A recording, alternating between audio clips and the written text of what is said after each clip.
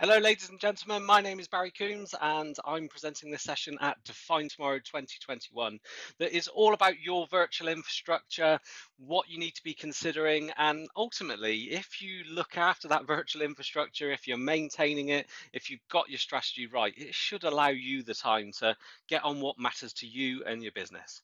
As mentioned, my name is Barry Coombs. I am Chief Technology Officer here at Computer World. I've been a VMware V expert for 11 years now, so probably spend too much time in the virtualization community. I've written some books around technologies related to this. And this is something that is really important to me and close to my heart that we speak to a lot of our customers about. So we've got a jam-packed agenda here in the next 30 to 45 minutes. I want to start off with a little bit of a reflection where we've been, what's going on, just to kind of set the tone of what we need to be considering moving forward. We're going to take a kind of bounce off to kind of consider what is going to happen next with your virtual infrastructure. Are you going to be moving to the cloud, and what do you need to be aware of? We're then going to come back and focus on your virtual infrastructure.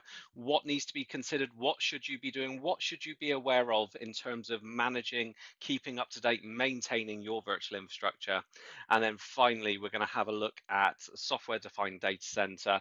If you're building out a hybrid cloud strategy, if you need on-premises technology, what should you be considering to make your life easier, to make it work for you? And very finally is how Computer World can help you with that. So without any further ado, let's go into a bit of reflection. And for me, as we all know, the last 18 months coming up on 2 years now has been a real changer for many reasons due to the obvious problems that we've all been facing. IT has dramatically changed during that period. We've seen businesses that have had to innovate, that have had to deliver IT in different ways. From my perspective, I've seen IT teams having to focus more than ever before on the users, on the experiences, and how to modernize their IT practices to allow people to be working from home. And this has really driven the change in also how we're maintaining our infrastructure. The infrastructure in our data centers, the networks in our head offices and branch offices are no longer central to everything we're doing. And the cloud strategy that most people were considering prior to the last 18 months is really now been accelerated. The vast majority of organizations I talk to now have a desire to have a cloud strategy, certainly have a desire not to be refreshing or putting large amounts of money into their data center, but actually don't know what's next. And they haven't truly considered actually how that pivot needs to happen, when can it happen, and what does our virtual infrastructure need to be doing whilst we are on that journey. So what I wanted to do today is try and break that down into segments to look at that journey, look what you need to do with your virtual infrastructure. Ultimately, your virtual infrastructure is probably responsible for mission critical applications that your business has come to rely on. Without those, you're going to have large business problems. So we do need to make sure that we kind of don't take our eye off the ball, that it is maintained, that we are doing what we need to be doing so we can focus more on what really matters to your business. So, first of all, a question to yourself: what is your cloud strategy? And if you're watching this outside of the live recording, maybe stop at this point, pause, and write down actually what the cloud really means to you. What is your cloud strategy? How are you going to get from A to B? There is lots of other good sessions as part of Define Tomorrow. I'd highly recommend the Cloud Infrastructure panel that is on today's agenda, where we talk about some of these elements. But consider actually, what are you planning? What are you doing? Are you proactively making steps forward to moving your infrastructure to the cloud? Do you understand what that actually looks like? There's a common misconception that moving to the cloud is very similar to a physical to virtual migration that you may have completed in the past, where actually it is a lot different. And to truly make the benefit, take the benefit from the cloud, you need to have a considered approach where you are able to transition slowly from one to the other. And what is the cloud all about? What is the benefits of the cloud? This isn't about running your virtual machines just in another person's data center. The cloud shouldn't just be another location. It needs to be more than that. It needs to be about choice. It needs to be about ease, flexibility. It needs to be cost effective for you. It needs to be secure, and it needs to be automated. And ultimately, all of these things come together for different organizations in different ways. So you need to consider actually what matters for your organization. is it going to be possible for you to move all of your infrastructure to the cloud? Is that even the right thing to do? If you were to pick up all your virtual machines today and move them over to Azure, just as they are, it probably wouldn't be cost effective. You're going to need to be doing some kind of optimization. Would your organization benefit from the flexibility of the cloud, being able to spin up workloads and spin them down with some form of automation? Or have you got largely static workloads? Is there a governance challenge that means that you're always going to have something on premises? Maybe you're a manufacturing company that really it's imperative to have the compute power, your data center near to the production line. And ultimately, the cloud and your journey to the cloud will be unique to you. It may be the public cloud with services such as Azure. It may be looking more like the private cloud. And that doesn't just mean your virtual infrastructure today. That means adding a set of management tools, orchestration tools to allow you to automate things, to allow you to be more proactive in the way that you are able to manage that infrastructure. Or actually, what we're seeing for most organizations is potentially a mix of both. You're going to have some in your data center, you're going to have some in a service like Azure, and it's about that flexibility to choose for your business where each workload goes, to lower the size of your virtual infrastructure on premises and move what makes sense to the public cloud. And that's one of the areas we can talk about today. Now, at Computer World, we fully adhere with the Microsoft Cloud Adoption Framework. And if you are wanting to look at the cloud strategy for your organization, speak to one of our specialists like Ben or join one of the sessions today and learn how you can go through a journey to align that cloud strategy with cloud readiness, migration assessments, and that migration for your organization. But we're not going to focus on that session. We want this to be focusing more around your data center and your infrastructure. So that's the bit of the cloud done. I think we needed to mention that because a lot of people are sat there thinking, well, my next refresh is going to be in the cloud and we'll let that happen. But your virtual infrastructure, until the point that all your workloads have moved, is probably one of the most critical parts of infrastructure inside your organization. You need to be considering actually what does it look like? What do you need to be doing? So first of all is what is the role of the virtual infrastructure? Are you already on a cloud migration journey? How much of your important business workloads are on premises and in the cloud? What is that going to look like in the future? Can you see your organization in 2, 3, or 5 years being completely in the cloud? Or is it always likely that you're going to have something running on premises? Why will you have to have that? What are the business reasons? I'd highly recommend you document all of this. Us as IT professionals are good at thinking about these strategies and doing it. We're not always so good at committing to a piece of paper. So write it down, type it up, don't have to print it out. But it's about committing to these things, thinking about them, and being able to review them regularly. A critical element that we find is catching customers out with their cloud strategy is not knowing when the critical elements inside the infrastructure that supports your virtual infrastructure will be end of support. The components being the servers, the SAN, the networking, and importantly, the software that then runs upon that. Now, if you've got a highly available virtual infrastructure with probably 2 or more hosts, maybe 5, 10, 20, 30, 100 hosts, you've probably got maybe one SAN if you're lucky, 2 or 3 SANs, or maybe you've got a virtual SAN technology. You'll then have the switches to support that, and you're probably either running Vsphere, ESXi, or maybe a version of Hyper-V. I highly recommend that you fully understand those components, how long you have on the warranty left of them. Importantly, how long you can extend the warranty on those components with the relevant manufacturers, and the internal account management team at Computer World can help you with that.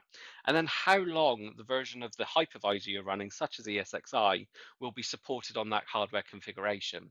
Now, from my perspective, if you've got a fully highly available virtual infrastructure configured in an N+1 configuration, meaning that you can support having one host down and all of your workloads running, and you've not over provisioned it to mean that you can't actually take a workload down, you can probably be a little bit more flexible with the warranty on the servers.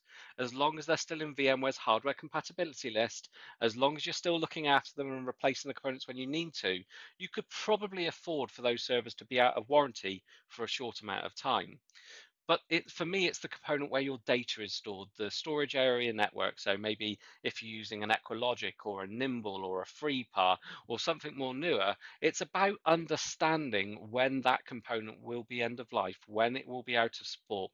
For me, if I was an IT manager, I would not have a SAN where the business critical data is stored out of warranty, not just from a hardware perspective, from a software perspective. If you get some form of corruption at a software level inside that unit, you're going to want the support to get that back and running as quickly as possible. So it is really important to your strategy to understand that. So document it, each component, when the warranty is, how long you're then able to extend the warranty for further, and is it on the VMware hardware compatibility list for vSphere and the latest versions of vSphere. You'll find the VMware hardware compatibility list by going to Google, search VMware hardware compatibility, put vSphere in there, maybe check that it's compatible with version 7 of vSphere. That's the latest version you should be looking to deploy, and make sure that's documented and it's in your IT strategy. Any challenges with that, reach out to the pre-sales team at Computerworld. They will be able to help you reviewing those components. Now, over the last 2 years, where we've been so busy, where we've been focusing on supporting the business, supporting the users, I'd ask you to take this time just to review what is your backup and DR strategy. What are you doing in that space? When did you last test it? From my perspective, I've been involved with lots of organizations from small to very large, looking at disaster recovery and importantly, helping them when a disaster has struck. And it is so important to be testing those strategies, making sure they work and making sure they're still fit for purpose. You should have a service catalog that is aligning where each of the services in your virtual infrastructure that you as an IT team support with the business, what are their priorities? Who is responsible for them? If the worst did happen, what are the RPOs and the RTOs, the recovery point objective and the recovery time objective? It's really, really important and really comes on to my next point about ransomware protection. In the last 18 months, I've seen more people suffer catastrophic ransomware disasters where important servers have been encrypted, where backup servers have been encrypted, and now is a good time just to review what are you doing? How are you air gapping your backups and your disaster recovery environment from the production environment? If the worst should happen, how are you protecting that? We've got a fantastic product called Blocky for Veeam that if you run a Veeam server in your virtual infrastructure to protect your workloads, this will stop your Veeam server from being encrypted or your Veeam repository from being encrypted. It's a small, inexpensive piece of software that will create a further barrier for someone that is trying to take that away from you. And the majority of ransomware attacks I've seen do look to encrypt the backup data to stop that easy point of recovery. So if you'd like some more details of that, please reach out and we can help you with that. But consider what you are doing for ransomware protection, where the air gaps are in your data, in your administrative practices, in your network configuration, to make sure that if the worst does happen, it will be limited effect in terms of taking your business down and encrypting your data. Now, this one is one that I hear quite often, and it's actually how much space have you got left inside your virtual environment? And this could be twofold. This could be the space on the SAN, and that's primarily what we're talking about here. You probably want to make sure you've got 10 to 15% breathing room at all times on the SAN environment, if not more. And you want to understand how quick is it growing. You can maybe archive off some older data if that is something that is possible, but ultimately you might need to be expanding the storage. The last thing you want to do is take your eye off the ball and be working on a cloud migration project, and while that happens, run out of space on a SAN that then cannot be upgraded because it's no longer supported. These kind of things have a domino effect, and it's really important just to make sure you've got enough space. You do some kind of data maintenance to make sure you can free up space, or ultimately maybe you add some inexpensive disks for archival data to your SAN configuration. But make sure you're looking at that. And then importantly, have a look at the functionality inside VMware, inside Veeam, inside your SAN units like the SC series, or if you've upgraded since then, like the PowerStore appliances, and have a look at the features that you've actually bought. Lots of our customers will have appliances that are able to do a lot more than they're using in terms of a basic configuration. So considering, are you using things like SAN snapshots? Are you using the latest features that are available to you in vSphere? Make sure that you're maximizing the use outside your virtual infrastructure. Now, Commonly with customers, and I spoke to our service desk on some of these things, we hear from customers when these elements on the right end up happening. So space running out is probably the biggest issue that we see. Snapshots being left on virtual machines, that can have a catastrophic event, a catastrophic failure with your virtual environment. There's fantastic scripts that are available that are able to track down the snapshots and email you on a nightly or weekly basis if you've forgotten to delete a snapshot, or maybe there's been a failure in a backup and the snapshot hasn't been cleared down. We've then got unplanned power failure. Make sure you've tested your UPSs. Make sure you know what the runtime is. Consider what is going to happen. Do they shut down cleanly? If you're a larger organization, when did you last test your generators? Are they fully isolated? Do they work in conjunction with the UPSs in terms of how long it takes for the generator to start? These are all things you should be checking, especially if you're getting back into the office now from a period of not being in. Over provisioning, lots of the SANs today use thin provisioning technology. This will allow you to keep allocating and keep allocating and keep allocating storage to a point where you're over provisioned.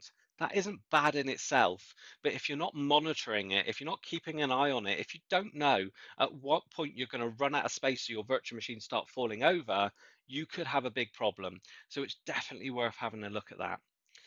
Often we find that when there is a vSphere problem, when there is a reliability problem, when there's a purple screen of death inside vSphere, firmware and software bugs end up being the answer to the problem.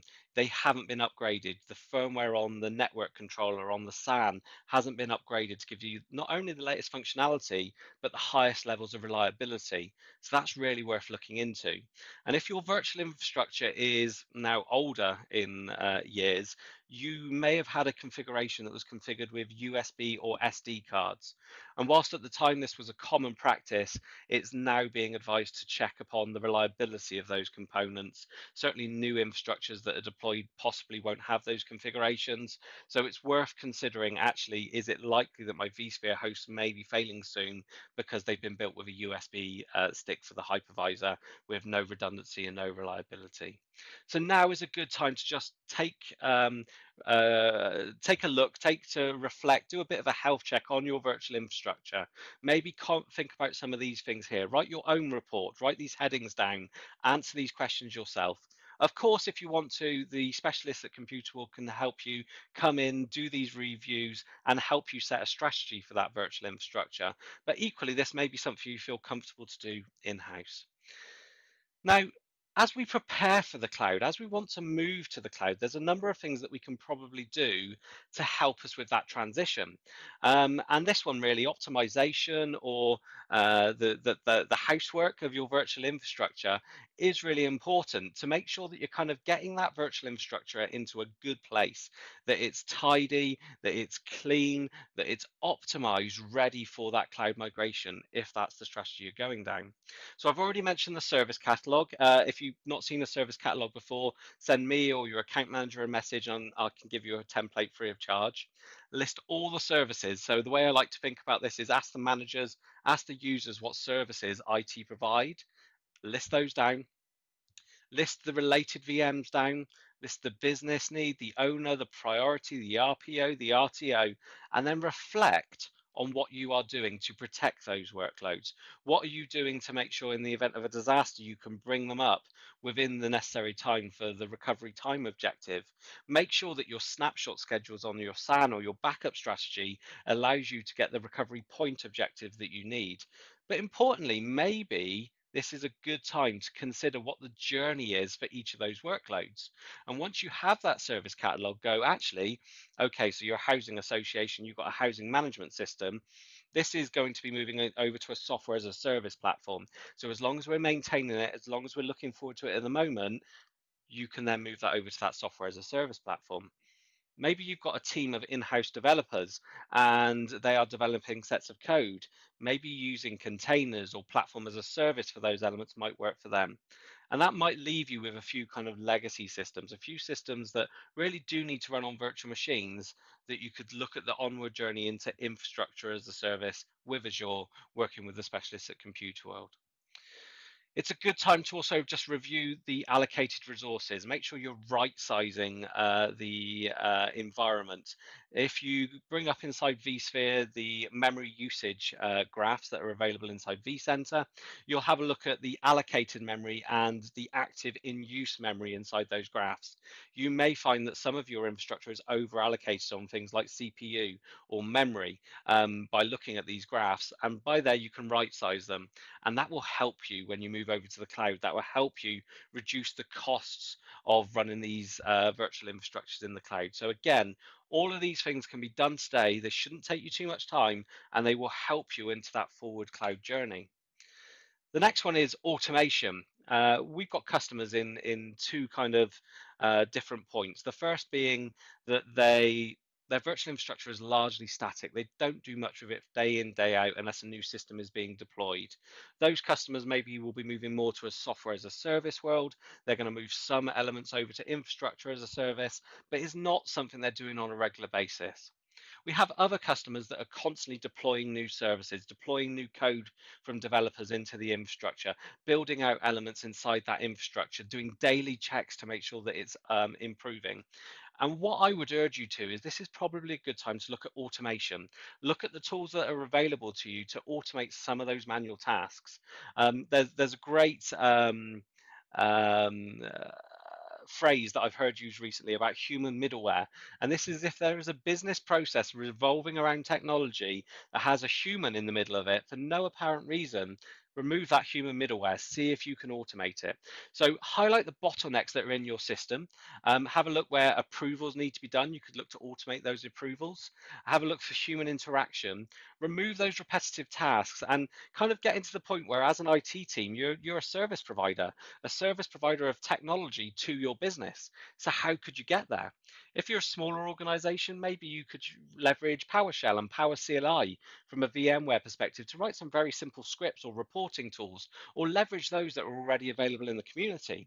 If you're a larger organization, you might want to be looking at some of the tools available from the likes of VMware. So you've got vRealize automation. There's also people out there such as Puppet that offer automation platforms that you can look to see how they will benefit your business. And again, just a good option to consider your data protection. As much as I said earlier, it was a good point to test it. Maybe you can consider what you need today and what you need moving forward around that data protection. So consider your backup, consider the DR. As you start moving things to the cloud, how are you going to manage disaster recovery and backup with some workloads on premises and some in the cloud? How are you protecting data that is already in cloud? So are you backing up your data that is in Microsoft 365? Are you backing up the data that's already inside Azure? We've got some great tools available from the providers such as Barracuda and Island and Veeam that will allow you to back up those elements. And Microsoft has some great technologies such as Azure Backup that are baked right into Azure. But it's a good time to consider and look at what that looks like. And certainly, if you're running a disaster recovery environment in a second environment, in a co-location, or even if you're using some DR as a service platforms, have a look what that looks like today. Is this a good place to start your cloud journey? Could you pivot that disaster recovery to be running outside of Azure? Replicate your critical workloads using your service catalog from your on-premises infrastructure up to Azure. We offer a complete managed DR as a service solution based upon Azure or based upon Island that you're able to replicate those workloads into the cloud as a first pivot point of the cloud that may be relevant to you. But if you need to consider your virtual infrastructure moving forward, if you're going to have a piece of infrastructure in your on-premises data center for some time, if your SAN is about to expire in the next 6 to 12 months and you've not got time to fully move to the cloud in a considered way, maybe you're looking at what you need to do to refresh your virtual infrastructure. And this is all about the software-defined data center, moving away from hardware being something that defines how you're managing the infrastructure, how you're protecting it, how you're looking after it. You will need to be looking at doing that in software. That would allow you options for pivoting in the cloud. VMware have quite a wide strategy. So VMware have their own cloud strategy. And the VMware Cloud isn't about a certain destination. The VMware Cloud is all about offering you the components that you are used to, that you know, those vSphere components, the vCenter, available from any location to suit your specific workloads. So that might be on premises on your Dell hardware. That could be VMware running on top of Azure, VMware running on top of AWS, VMware running on top of a cloud provider such as Iland. Their cloud strategy isn't about a location, it's about a concept. And importantly, what they're doing in the software defined data center in this space is they are evolving, they are changing. Not only is it the vSphere and the vCenter that you know, it's things like VRA, vRealize Automation, VROPS, vRealize Operations. It's looking at vSAN, it's looking at NSX, your virtual networking and virtual storage. It's allowing you to run those legacy workloads, your virtual machines, their legacy, I don't know when that happened, against things like containers. So if you have a development team in house or you work very closely with a development team, you might need to be running containers inside your virtual infrastructure. We're able to do all of this inside the VMware Cloud. And while developers are using Kubernetes to orchestrate what happens from their side, you're able to use vSphere and the tools available to you to monitor those containers as if you would do virtual machines. So if you're building out your virtual infrastructure to support you on premises, you will want to move from having that mindset of having a virtual infrastructure with various different people managing it to being a service provider in yourself, offering a service to your business, maybe looking at components such as the VMware Cloud that allows you to create your own cloud internally to offer that as a service, not competing with the likes of Azure, but just filling those gaps so you can run what is right in the right place as per our slides at the beginning. And the good news, as we've already mentioned, a big part of the VMware Cloud are components that you're probably already using today. So things like ESXi, things like vCenter, things like vSAN. I know many of our customers are also running NSX, the virtual networking technology that will allow you to micro segment your workloads to protect against a breakout, a vulnerability that is going to allow someone into one virtual machine getting into any virtual machine. We should really be looking to minimize that attack footprint. We've then got the whole vRealize suite around automation, orchestration, insight into what's going on, and importantly, the SDDC manager that helps you grow and mature your virtual infrastructure. And this will be imperative to that cloud journey. Now, for those of you that maybe are just supporting that virtual infrastructure going forward, it hasn't been a primary focus for you in the last 2 years, as it may have been for the last 5 years. If anybody is still running any version of ESXi 6, now is the time to be upgrading to the latest versions. If you have a look at the general availability, the information, the the version 6 versions are all coming end of life next year. So now is the time to be getting up to those latest versions to make sure you're supported. Now, if you came to Define Tomorrow anytime the last 3, 4, 5 years, we would quite often talk about the latest features inside vSphere. What were they going to give you inside your business? How were they going to benefit you? And I've got to be completely honest, and this is someone that is a V expert, that is part of the virtualization community. For lots of our smaller and mid-market customers, the latest versions of vSphere don't offer any benefits that are going to be directly useful to you, that are going to be offering you any major feature benefits. But what they will offer you is the latest security updates, the latest performance updates, and the latest stable version of vSphere itself. You may not be leveraging things like Kubernetes integration with VMware Tanzu. You may not be looking at some kind of those elements, but it's still worth being on those latest versions. You'll be paying for it with your support and subscription, so it's now's the time to make sure you're supported, getting the best performance, and that you're being secure. The latest version is vSphere 7 Update 3. We're deploying this for customers now. It was formally announced at VMworld last month, and it does have those feature updates. It does have some features that might be useful to you, but speak to the pre-sales team at Computord and they can best identify which features would be useful to you. If you're struggling to keep on top of things, if you know look, I haven't updated the firmware on the SAN. I know that the virtual infrastructure needs to be getting up to speed. You might want to look at CW Care vSphere Maintain. This is a service that we can put in place for you. We will come in, our professionals that are fully certified will come and maintain your virtual infrastructure. They will upgrade it, they will patch it to a set schedule that we do for you. There's some other benefits in terms of us doing health check and helping you understand how to make the most out of your virtual infrastructure. But increasingly, as we're finding customers focusing on that movement to the cloud, focusing on delivering the services to the business, we find our customers are coming to us and saying, look, could you just help us maintain the virtual infrastructure so we can concentrate on what matters to us? So again, if this is relevant, please speak to your Compute account manager, reach out to me on LinkedIn, and I'm sure we can help you with this. Now, as you mature on this cloud journey, there are some things that I see happening. So I mentioned from a VMware perspective, the hybrid cloud could be the VMware Cloud with VMware vCloud Foundation running on Azure, AWS, on your data center, on another provider such as iland. But we're also seeing Microsoft also embracing this, also going to a point where they are able to fully support the hybrid journey. And for the first time, this isn't just about being able to support Microsoft technologies on premises. During Microsoft Ignite, Microsoft announced that Azure Arc enabled VMware vSphere was in preview. And what this allows you to do is hybrid manage your VMware vSphere environment from Azure.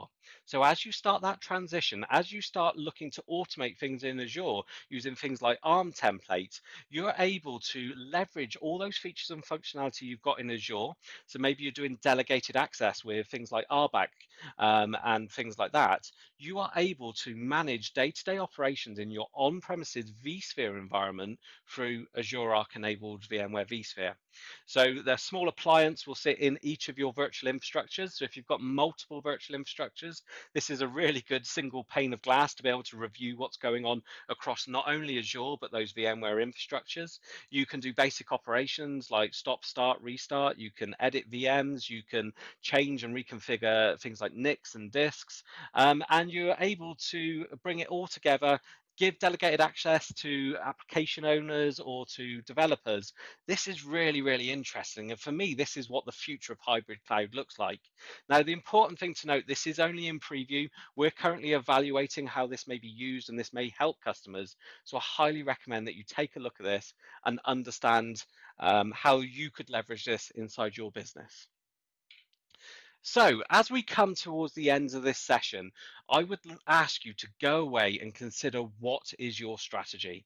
Review this video, message me and ask for the slides, and consider what are you doing to move towards the cloud? What does your journey look like?